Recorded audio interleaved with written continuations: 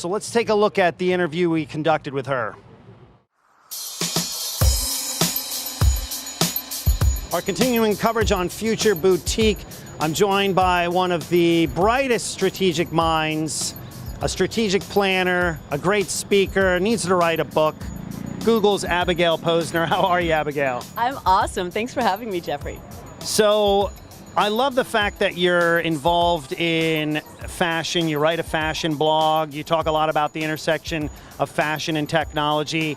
What does that industry vertical really need to be prepared for, since many of those brands are here, as well as their agency representation is here? What kind of advice could you give to that world? Yeah, well, there is so much change going on in fashion, and in the whole world for that matter, right? Thanks to technology. You can't avoid technology anymore.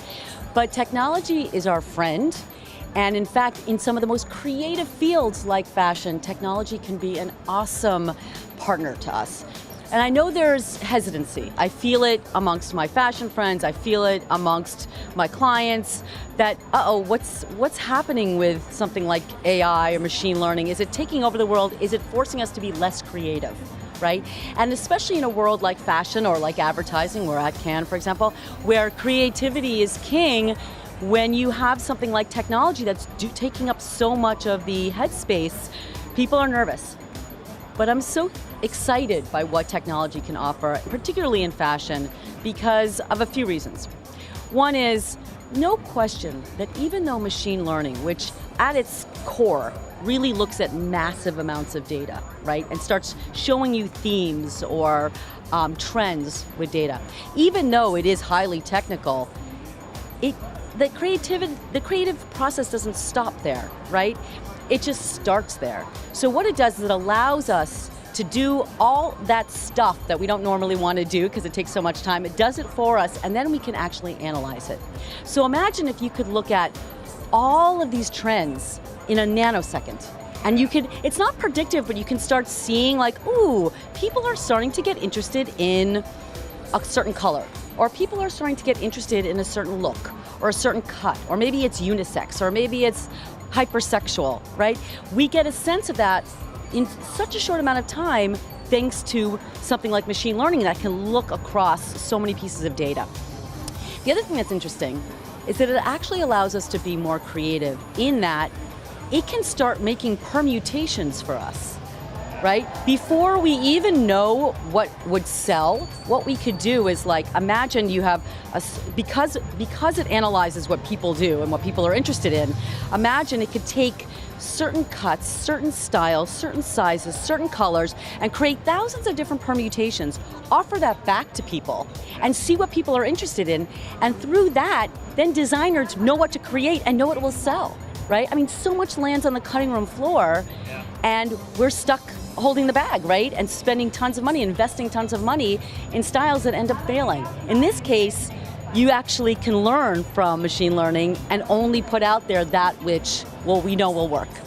It's funny you bring this up because we're seeing lots of direct-to-consumer Instagram brands, specifically in fashion now, almost trying to use this model where they're not making 1 billion pairs of shoes. They might actually be getting orders and saying, all right, we're going to make 100 of those, and then people are able to actually personalize that, which actually makes me want to ask this question because we both have children, and my kids love stuff personalized now. I'm sure yours do as well. Absolutely. How does it change, how does all this machine learning change the personalization game for direct-to-consumer, small fashion brands?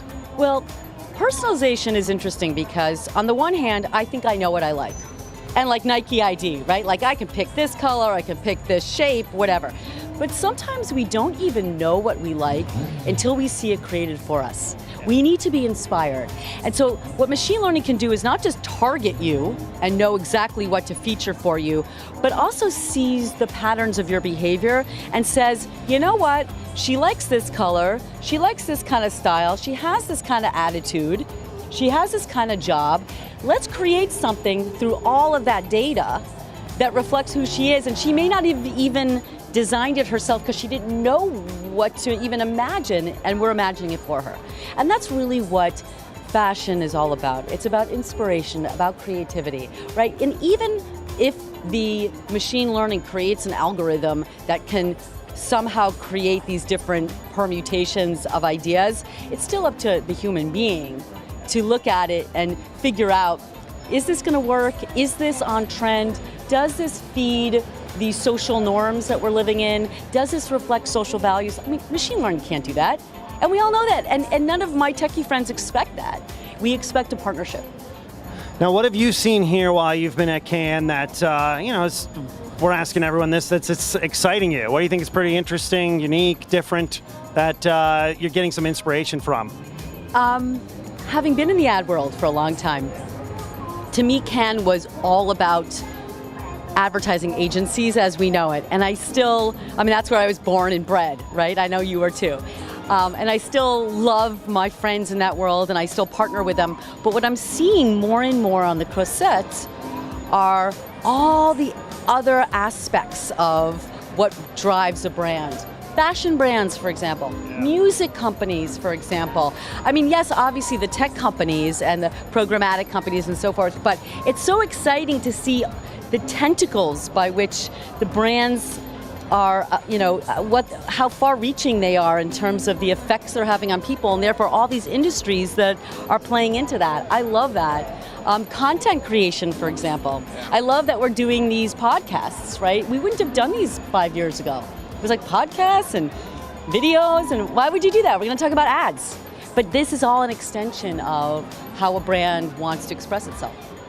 Love it. Abigail Posner, thanks so much for joining us here at Cannes for Future Boutique. Love it. Thank you so much. Enjoy.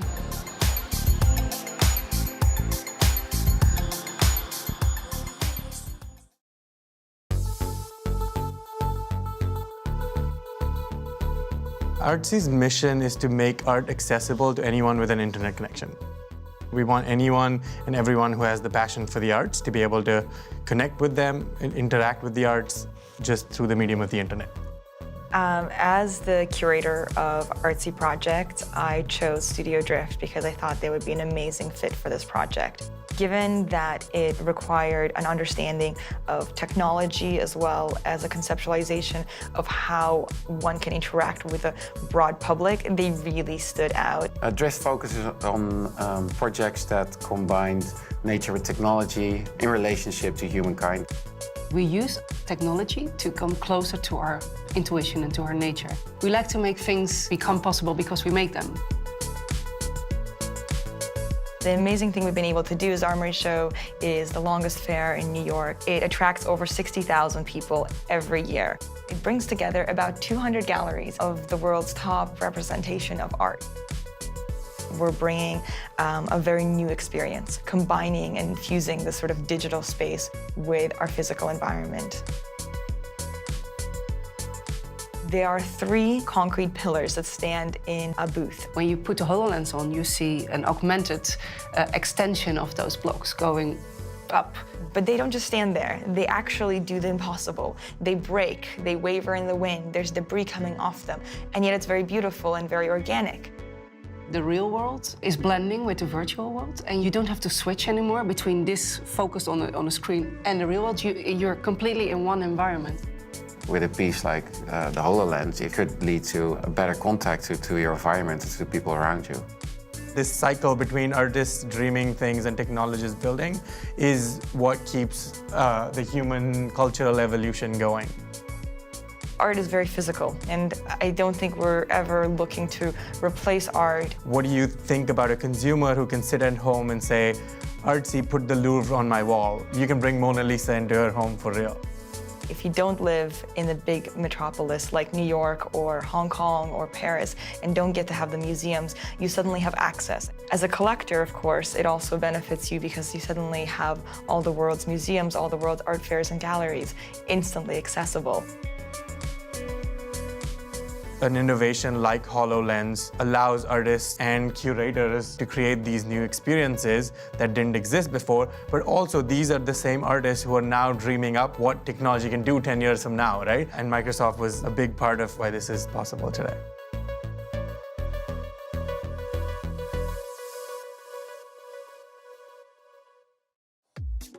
Our continuing coverage on Future Boutique, I am joined by John Bond, who, for those who don't know, make sure you look it up, check out who he is on Wikipedia. But John, how are you? I'm good. I'm a recovering ad guy. Before the camera started, Jeff asked me my title, and I just came up with it. I'm on step 10 of a 12-step process, so don't tempt me with any CEO jobs of agencies. Thank you. Now, you have built 2, maybe even more, prestigious agencies that you ended up selling off to holding companies, et cetera, and you're now sort of moving out of that game. I mean, what's the future really look like in terms of the agency model, and what's a better model to move toward that in your eyes? Any model? No. Well, the real problem is this lawyer in Boston in 1918 who started billing by the hour, and that just completes, it creates a disconnect between the value of what I deliver and, how many hours I worked if I were a window washer or something. And that's what screwed up the whole business. So I think now more and more marketing is measurable every day. And what that means is the agency should get rewarded for the results. And every industry where people get rewarded for results has this huge delta between the highest paid stars and the low performers. But in advertising, that, because it's by the hour, no matter how good you are, you're going to get that much, right? A little bit more than somebody else. But look, on Wall Street or Hollywood or anything like that, or as I always say, if you could only have bit parts, no one would be a waitress while they're trying to get an acting gig, right? So I think that there'll be a resurgence in the industry, and they'll be able to reward the star performers who create value for the client, and that's going to be the next golden age in the business. Wow. Now, do you think if agencies built some more intellectual property, they'd be more valuable? Because, like you said, you're just billing time, it seems like. You don't really have much IP. So is that like an area that you're sort of now concentrating on a little more? The area I'm concentrating on is the IP is me. Because that I understand. Now, I'm doing a lot of work directly with emerging brands where I might invest some money and be the part-time marketing creative director, and then as the company increases in value, someone buys it, Microsoft, I don't know. And then I get a return on the value I helped create, so actually what I'm doing is a new model, but it's actually philosophically closer to what the agency business was when I got into it. Now, you are, sort of notorious for the pop-up shop, guerrilla marketing, all these really cool things and trends that have sort of come back around because marketing's like cyclical. I mean, what excites you about sort of seeing some brands use things you did 35, almost 40 years ago? Oh, nothing. It gets me mad that I didn't get some patent or some royalty. No, that stuff doesn't excite me because, look, I always want to do the next thing because I don't want to compete with 100 people doing the same thing, frankly. But if you do the next thing that's too far out, there's no business there. So it's like, you look at the weather. The weather forecast is a little worse each day. You just want to predict the weather one day ahead of everyone else. And that's really what I look for. The thing that's just about to hit, but not everyone knows about it quite yet. So, John, you've been coming to Cannes probably for a long time. How have you seen it evolve? What have you seen change, and what excites you about it still that you've come all the way here to the French Riviera? The rosé is much better. No, what excites me about it? It's moved from a celebration of creative ideas to this, massive event with everybody here, and that's exciting. But I wonder if it's lost a little bit of the focus on, hey, we're here to celebrate really great ideas. Now, I think what a great idea is is evolving from it used to just be an ad campaign, but I still think it should be more about celebrating the ideas, and I think it's that some people come and don't even go to see any of that stuff. So that's I think how it's evolved, and in some ways devolved. I love it. Wise advice from John Bond. Thanks for joining us here on Future Boutique. Thank you very much. Nice to have me. We're back on Future Boutique, and Steve, it was really great to sit down with John Bond, who I find to be a legendary voice in the field of marketing. He hasn't just sold one of his agencies to a holding company, but two. And he's sort of the godfather of disruptive marketing. He used guerrilla marketing before many other people. He used street art marketing before others. He used the concept that we're all familiar with, known as the pop-up shop. So a lot of fun to sit with him. Now, we're here at the end, unfortunately. This is all coming to an end.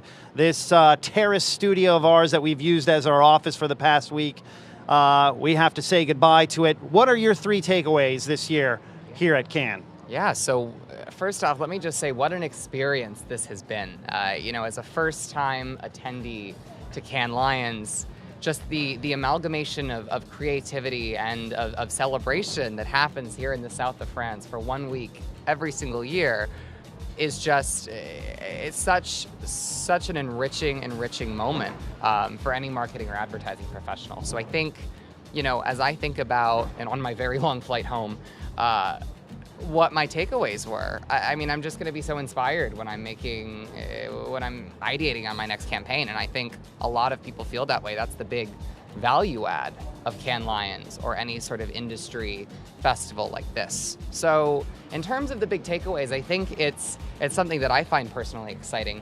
The first is this idea of the return to creativity.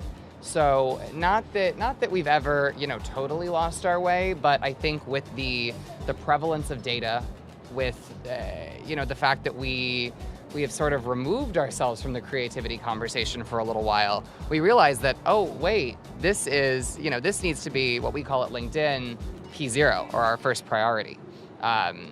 Furthermore, building on that idea of rebuilding the human connection. Trust in brands is falling, and rebuilding that human connection is really only going to be the path forward for people who work in marketing, who work in advertising, who communicate on behalf of these big brands every single day. And then finally, it's remembering that before you overcomplicate things, at the core of what we do is storytelling. Every piece of content we create, every ad we run, there's a story behind it. And it's how do you bring that story to the forefront and really, double down on the fact that, we are just communicating person to person, whether it's B2B, B2C, agency on behalf of a brand, whatever that may be, you're just telling a story. So, I think that has been the thematic approach to Cannes this year is everyone coming together, putting down their phones and saying, how do we rebuild trust with audiences? How do we get people to pay attention when they're seeing so many marketing messages every single day? And again, it ladders back to creativity, humanization, and storytelling. Those are the big things for us, and it's really cool. So. Speaking of, we want to thank our sponsor, Microsoft, for allowing us to be your storytellers this week here in Cannes for Future Boutique. And at the top of the show, we said we had a big surprise for you, and we do. So for Jeffrey Colon and on behalf of Steve Kearns, this is Future Boutique. We'll catch you next time.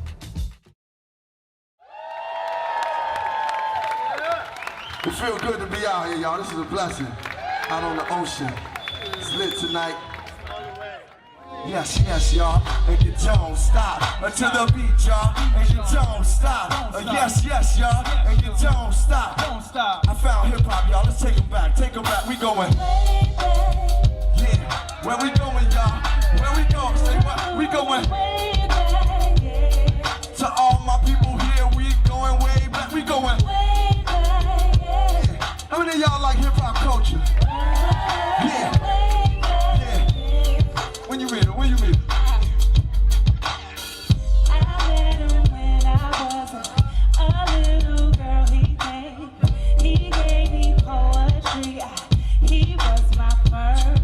1, 2. But in my heart I knew I wasn't the only one. That when the tables turned, he had to break whenever I got lonely or needed some advice. He gave me a shoulder. His words were very. My mic sound nice. That is all behind me. 'Cause now there is no other. Come on. But the season is mine. Come on, sing along, y'all. You know.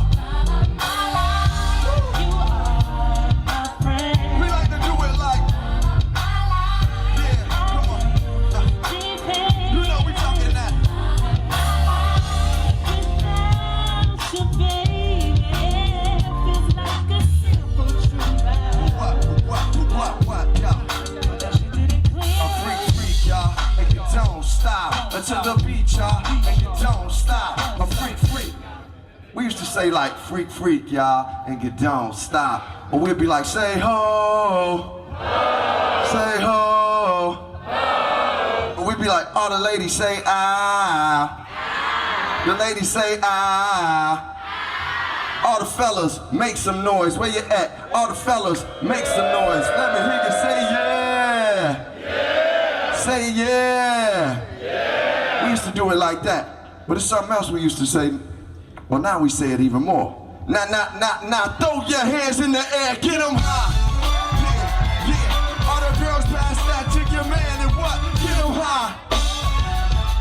I ain't never tell you to put down your hands, get them high.